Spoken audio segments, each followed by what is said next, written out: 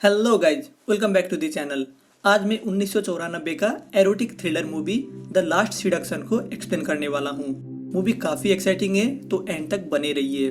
आप लोगों को ये कहानी कैसी लगती है कमेंट करके जरूर बताना, और पसंद आए तो वीडियो को लाइक भी जरूर कर देना। तो चलिए शुरू करते हैं आज के इस स्टोरी को। मूवी स्टार्ट होता है न्यूयॉर्क सिटी में, और हम ब्रिजेट ग्रेगोरी को देख सकते हैं। ब्रिजेट दिखने में स्मार्ट लग रही है और कई सेल्समैन का इंचार्ज है जो सेल्स के लिए सबको मोटिवेट कर रही है। दूसरा हम देख सकते हैं क्ले को, ब्रिजेट का पति, जो ड्रग डीलिंग के लिए आया हुआ है और एक छोटा मोटा डॉक्टर भी है। क्ले ड्रग तो दे देता है, लेकिन डीलर्स उसको पैसे देने के लिए इनकार कर देते हैं। क्ले रोने लगता है। डीलर्स का मनसा है पैसे देने का ही था, बस वो लोग ऐसे ही उसका टांग खींच रहे थे और पैसे को वहीं जमीन में फेंक के निकल जाते हैं। ब्रिजेट और क्ले रूम में मिलते हैं और क्ले शर्ट के अंदर से पैसे निकालने लगता है। पैसे ऐसे अनसेफ तरीके से लाने के लिए ब्रिजेट उसको इडियट कहती है। क्ले ने कहीं से लोन लिया हुआ था और अब जैसे ही पैसे आ गए हैं वो उसको चुकता करने की सोच रहा है। ब्रिजेट कहती है पे करने की कोई जरूरत नहीं है, और क्या पता शायद वो भूल जाए। क्ले नहाने के लिए चले जाता है और डिनर प्लान के बारे में पूछ रहा है। ब्रिजेट एक बैकवर्ड नोट लिखती है और पैसे लेके भाग जाती है। नोट में लिखा था, how are we suppose to celebrate. Bridget को ऐसे उल्टा लिखने की शौक है, और जरा इसको ध्यान में रखना, बाद में एक कहानी में भी आएगा। क्ले ब्रिजेट को भागते हुए देखता है और चिल्लाता भी है, लेकिन रोक नहीं पाता। ब्रिजेट अभी शिकागो के लिए निकलती है और गैस भराने के लिए बेस्टन में रुकी हुई है। हम यहाँ पे एक बार में माइक को देख सकते हैं, जो अपने दोस्त के संग बातें कर रहा है। माइक कहता है वो अभी जस्ट बफेलो से आया है और जिस काम के लिए वो गया था वो सफल नहीं हुआ, तो फिर से अभी ये बेस्टन में ही अटक गया है। माइक के दोस्त उसके वेडिंग बैंड को इशारा करते हुए उसके बीवी के बारे में पूछते हैं। माइक अभी यहाँ पे उसके बारे में कुछ भी नहीं बताता और जस्ट कहता है वो रिंग उतारना भूल गया था। माइक ब्रिजेट को अप्रोच करता है, लेकिन ब्रिजेट उससे बात करने में कोई भी इंटरेस्ट नहीं दिखाती। बहुत कोशिश के बाद ब्रिजेट बात तो करती है, लेकिन सीधा पैंट के अंदर हाथ डाल देती है, जिससे माइक थोड़ा अनकंफर्टेबल सा फील करता है। ब्रिजेट माइक के पास्ट रिलेशनशिप के बारे में पूछती है, जहाँ पे वो कहता है उसके 12 लवर्स रह चुके हैं और कभी भी प्रोस्टिट्यूट्स और आदमी के साथ रिलेशन नहीं बने। यहाँ पे माइक का कभी भी आदमी के साथ रिलेशन ना होने वाला बात को जरा ध्यान में रखना। अभी ब्रिजेट माइक के जगह में जाने के लिए इंटरेस्टेड है, लेकिन अपना नाम और इन्फॉर्मेशन सीक्रेट ही रखना चाहती है और अपने बारे में कुछ भी नहीं बताती। दोनों के बीच में सेक्सुअल रिलेशनशिप बन जाता है। सुबह में ब्रिजेट अपने लॉयर से बात कर रही होती है, जो कहता है ब्रिजेट उस पैसों से जो भी खरीदे उसमें से आधा हिस्सा क्ले का होगा, तो उसको जब तक डिवोर्स फाइनलाइज नहीं होता पैसे को खर्च नहीं करना है। लॉयर ये भी कहता है डिवोर्स फाइनलाइज होने में 2 साल भी लग सकता है, तो उसको अभी छिप के रहना पड़ेगा ताकि क्ले उसको ढूंढ ना पाए। ब्रिजेट माइक को बिना बाय बोले ही निकल जाती है और न्यूज़पेपर में एक इंश्योरेंस कंपनी में जॉब ओपनिंग देखती है। एम्प्लॉयर ब्रिजेट के रेज्यूमे से इम्प्रेस्ड है और हायर कर लेता है। ब्रिजेट एम्प्लॉयर से कहती है उसका हस्बैंड उसको मारा करता है, तो वो उससे भाग रही है, इसलिए ब्रिजेट एम्प्लॉयर को अलग ही नाम दे देती है और यहाँ से ब्रिजेट बन जाती है वेंडी क्रोए। इस नाम को भी जरा ध्यान में रखना। भले ही ये वेंडी बन गई है, हम आगे कहानी में इसको ब्रिजेट ही कहेंगे, क्योंकि हमें उसी में दिल आ चुका है। मजे की बात यह है माइक भी इसी इंश्योरेंस कंपनी में काम करता है, और जैसे ही ब्रिजेट को देखता है बात करने के लिए चले जाता है। ब्रिजेट उसको ना पहचानने की नाटक करती है और दोनों के रिलेशन के बारे में चुप ही रहने के लिए कहती है। ब्रिजेट अभी नए जगह में रहने लग गई है। ब्रिजेट फ्रैंक को कॉल करती है और पता लगता है क्ले उसको कॉल करके तंग कर रहा था। फ्रैंक ब्रिजेट को ये सब रुकवाने के लिए कहता है और फोन करते समय सावधान रहने के लिए भी बोलता है, क्योंकि वो ट्रेस भी कर सकता है।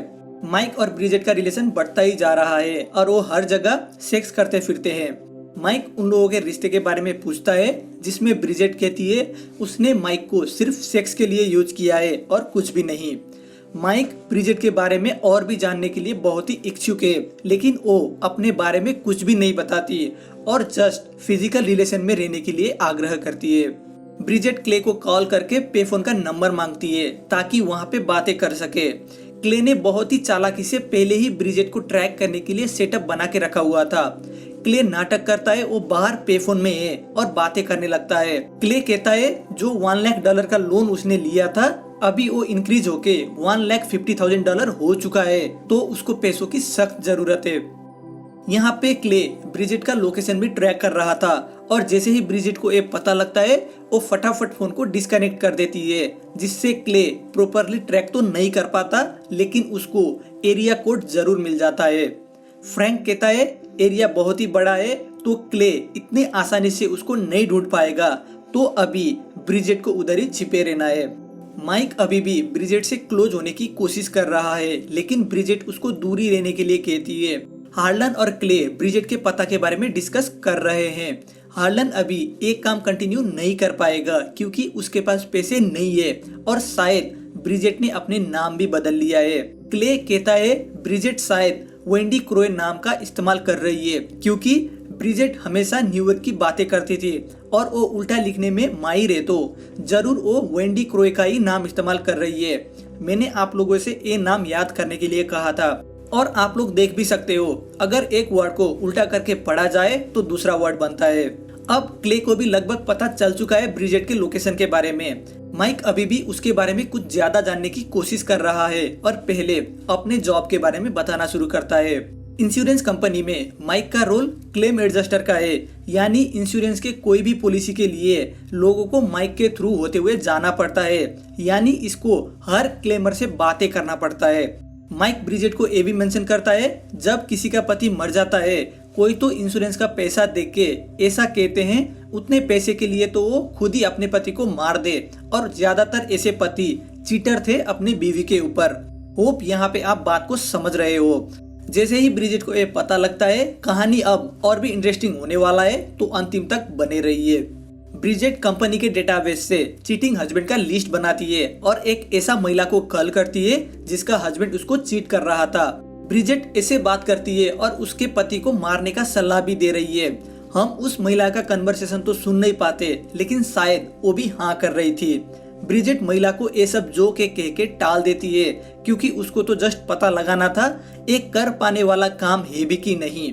ब्रिजेट माइक को भी ऐसे ही एक कॉल लगाने के लिए बोलती है लेकिन माइक साफ मना कर देता है और कहता है वो ऐसा काम कभी भी नहीं करेगा। ब्रिजेट माइक को अपने यहाँ ले जाती है और दोनों काफी रोमांटिक मोमेंट स्पेंड करते हैं।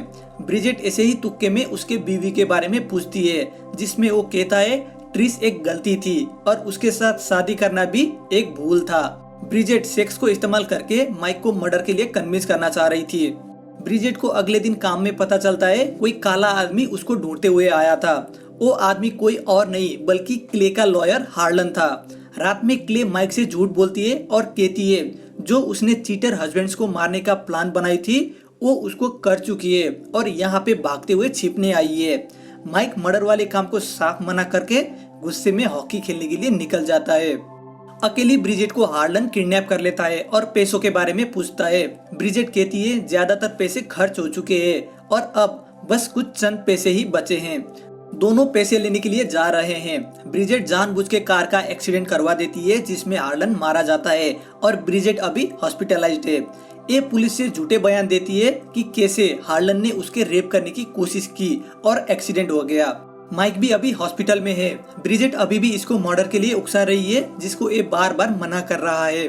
ब्रिजेट कहती है ठीक है तुम नहीं करोगे तो मैं ही कर लूंगी क्योंकि मैं यहाँ पे हमेशा के लिए नहीं रह पाऊंगी।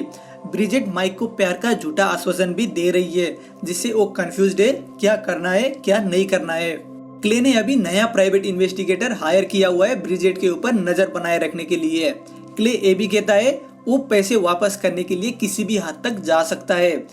ब्रिजेट क्ले को कुछ पैसे देने की बात कर रही है लेकिन अभी उसको सब कुछ चाहिए क्योंकि उसको बहुत जगहों में पे भी करना है। ब्रिजेट कहीं जाने का अरेंजमेंट कर रही है बिना अपने नाम को रिवील किए। माइक उसके बातें सुन रहा था और उसके कहीं जाने के सोच से परेशान था क्योंकि माइक ब्रिजेट को बहुत ही प्यार करने लग गया था। ब्रिजेट कहती है वो जस्ट वीकेंड के लिए न्यूयॉर्क जा रही है। ब्रिजेट क्ले के इन्वेस्टिगेटर को चकमा देके निकल जाती है और अभी बफेलो न्यूयॉर्क में है। यहाँ पे ट्रिस माइक के बीवी के बारे में जानने आई है और उसको कुछ तो इन्फॉर्मेशन जरूर मिल गया है। हम माइक को अपने पुराने दोस्तों के साथ बार में देख सकते हैं और जब कोई एक दोस्त ब्रिजेट के बारे में बुरा कहता है वो फाइट तक करने के लिए चले जाता है। इससे हमें पता लगता है माइक ब्रिजेट को बेइंतहा मोहब्बत करता है और ये वन साइडेड प्यार माइक को ले डूबने वाला है, तो अंतिम तक बने रहिए।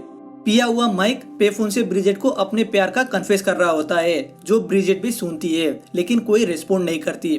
ब्रिजेट को पता था माइक ने मैसेज पीके किया है और ये डिलीट करने के लिए आ सकता है, तो जानबूझ के वो एक नोट में प्यार भरा मैसेज लिखती है। वो एक टिकट भी रखती है ताकि माइक को लगे वो मायामी गई थी, न्यूयॉर्क नहीं, उसी आदमी को मारने के लिए जो उसने कहा था, अगर आपको याद हो तो। याद रहे ब्रिजेट ये सब दिखावे के लिए कर रही है। जब माइक प्यार भरा खत दिखता है वो खुश हो जाता है। ब्रिजेट उधर ही छिपी हुई होती है और माइक को अपने जाल में फंसते हुए देख के आनंद महसूस कर रही है। ब्रिजेट माइक को कहती है उसने मर्डर कर दिया है और एज अ प्रूफ वो पैसे को दिखाती है, जो पैसे उसके पास स्टार्टिंग से ही थे। ब्रिजेट अभी भी माइक को मर्डर करने के लिए मैनिपुलेट कर रही है। जो माइक इनकार करता है तो वो उसको घर से निकाल देती है। होप आप स्टोरी को अच्छे से फॉलो कर रहे हो और समझ भी रहे हो। अब यहाँ से थोड़ा ट्विस्ट आने वाला है, तो जरा ध्यान से सुनना। माइक ब्रिजेट के ऑफिस में पहुंच जाता है और वही आदमी के बारे में पूछता है जिसको ब्रिजेट ने मारा था। ब्रिजेट कहती है अभी वो यहाँ से निकलने वाली है माइक के बिना ही। माइक चाहता है ब्रिजेट उसको भी साथ ले चले, लेकिन ब्रिजेट कहती है अगर साथ में चलना है तो उसको भी एक मर्डर करना पड़ेगा ब्रिजेट के तरह ही, और मर्डर करना है केइल नाम के एक आदमी का, जो उसके बीवी को गर्लफ्रेंड से चीट कर रहा है। माइक अभी भी मर्डर के लिए इनकार कर रहा है। ब्रिजेट यहाँ पे एक चाल चलती है और ट्रिस माइक के बीवी के नाम पे खुद ही चिट्ठी लिख के माइक को भेज देती है। चिट्ठी में लिखा था ट्रिस अभी वही कंपनी में काम करने आ रही है जिसमें माइक काम करता है। याद रहे ये सब ब्रिजेट का जाल है और माइक ब्रिजेट को वेंडी क्रोए समझता है, क्योंकि ब्रिजेट ने अभी तक माइक के सामने अपने असली डिटेल्स बताए ही नहीं, वो जस्ट उसको फंसा रही है। माइक नहीं चाहता था उसका फिर से ट्रिस के साथ मुलाकात हो, तो वो वेंडी यानी ब्रिजेट के कहे हुए कोई भी काम करने के लिए रेडी है। बस शर्त ये है मर्डर के बाद ये लोग इस जगह को छोड़ के कहीं और जाएंगे और ब्रिजेट माइक को साथ ले चलेगी। माइक और ब्रिजेट क्ले को मर्डर करने के लिए निकलते हैं और ब्रिजेट माइक को समझा रही है कैसे क्ले के अपार्टमेंट में पहुंचना है और कैसे कैसे मर्डर को एग्जीक्यूट करना है। ब्रिजेट ने माइक को ऐसे फंसाया है और क्ले का नाम केइल बताया है, जो उसका ही पति है। आपको थोड़ी देर में क्लियर होने वाला है एक्चुअली में ब्रिजेट का प्लान क्या है। ब्रिजेट ये भी कहती है पहले सारे एक्ट को एक चोरी जैसे दिखाना है और फाइनली क्ले का मर्डर करना है और मर्डर के बाद लाइट को ऑफ भी करना है। माइक मेल बॉक्स में केइल का टैग दिखता है और वेंडी यानी ब्रिजेट के बताए हुए तरीके से काम करना शुरू करता है। अपार्टमेंट के अंदर हमको क्ले मिलता है, जो स्वाभाविक है क्योंकि ब्रिजेट का प्लान ही वही था, क्ले का माइक के हाथों मर्डर करवा देना और खुद सारे पैसे लेके सेफ साइड में रहना, ताकि माइक फंस जाए और क्ले भी रास्ते से हट जाए। क्ले को अभी पता नहीं है माइक उसको क्यों मारने आया हुआ है। माइक सारे काम कर चुका था और जैसे ही मारने वाला होता है वो कहता है I can do it Wendy. Clay को एकदम से पता लगता है ये सब ब्रिजेट का ही रचा हुआ जाल है। वो अपने और ब्रिजेट के फोटो दिखाता है और कहता है अगर जो तुम कह रहे हो वो सही है और माना मैं ही केइल हूँ, तो मेरे पास ब्रिजेट के साथ तस्वीर कैसे आया। क्ले जो माइक को केइल लग रहा था वो कहता है ये सब ब्रिजेट का ही प्लान है और वो मेरे पैसे लेके भाग गई थी और वापस करना ना पड़े इसलिए उसने तुमको हायर किया है, और जैसे ही तुम मेरा मर्डर कर दोगे वो तुम्हें फंसा देगी। और वो लाइट ऑफ करने वाला सिग्नल जो है मर्डर के बाद वो एक्चुअली ब्रिजेट के लिए सिग्नल है मर्डर हो चुका है। माइक लाइट ऑफ कर देता है लेकिन क्ले को मारा नहीं होता। जब ब्रिजेट आती है वो क्ले को जिंदा देखती है। ब्रिजेट माइक के आगे ही क्ले के मुंह में पॉइजन स्प्रे करके मार देती है। माइक इससे शॉक्ड है और ब्रिजेट उससे प्यार करने की डोंग करती है और फ्यूचर साथ में बिताने की बात कर रही है।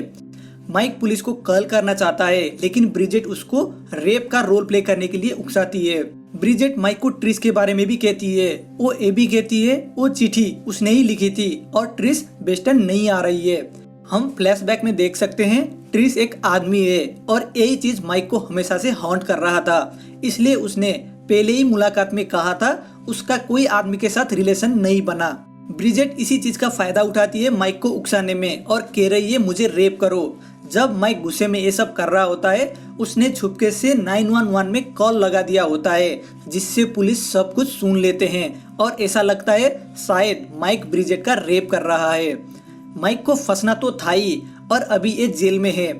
माइक के लॉयर द्वारा पता चलता है स्टार्टिंग में जो ब्रिजेट ने कहा था उसने एक आदमी का कत्ल किया है और पैसे बनाया है, वो सब झूठ था क्योंकि वो आदमी अभी भी जिंदा है। माइक के खिलाफ बहुत ही स्ट्रांग केस बना हुआ था और कोई भी ऐसा एविडेंस नहीं था जो माइक को इनोसेंट प्रूव कर दे। होप आपने कहानी अच्छे से समझा है। अगर नहीं समझा है तो मैं यहाँ पे थोड़ा संक्षेप में बता देता हूँ। ब्रिजेट ने अपने पति के पैसे को चुराया, पैसा अपना बना के क्ले को अपने रास्ते से हटाने के लिए माइक के साथ प्यार का ढोंग करा, माइक को फंसाया और खुद सेफ रही। लास्ट सीन में हम ब्रिजेट को केल वाला टैग जलाते हुए देखते हैं जो उसने ही बनाया था क्ले के अपार्टमेंट में चिपकाने के लिए। अब तो और भी माइक के बचने का कोई भी चांस नहीं है। तो होप आपको कहानी सुन के मजा आया होगा। कहानी कैसी लगी कमेंट करके जरूर बताना और एक बार मूवी को जरूर देख लेना, आपको मजा तो आएगा ही आएगा। जाते जाते वीडियो को लाइक करके चैनल को सब्सक्राइब भी जरूर कर देना। धन्यवाद।